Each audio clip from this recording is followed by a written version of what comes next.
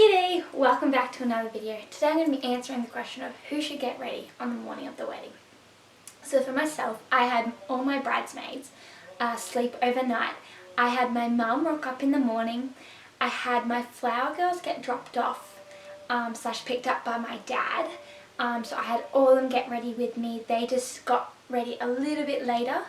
And I also had an assistant. So for me, having everyone there in the morning, especially the bridesmaids hours before they needed to get done, meant that we had that real flow and I could delegate jobs.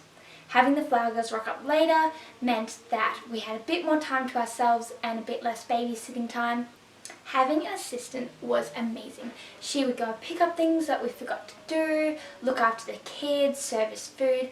I highly recommend just picking one person outside the bridal party to just be there to help you. And whether that's your mum if she's not willing to get her hair and makeup done, or just a friend or an auntie, someone there to just be in charge of helping make your day so much easier.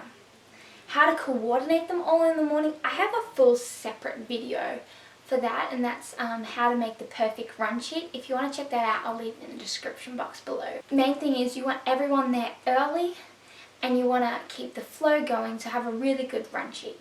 Ideally you can have whoever you want there, but the more people you add, the more people you have to coordinate, clean after, look after, feed. So sometimes limiting your numbers is a better option. But the more fun, the more people, I reckon. So hope that helps.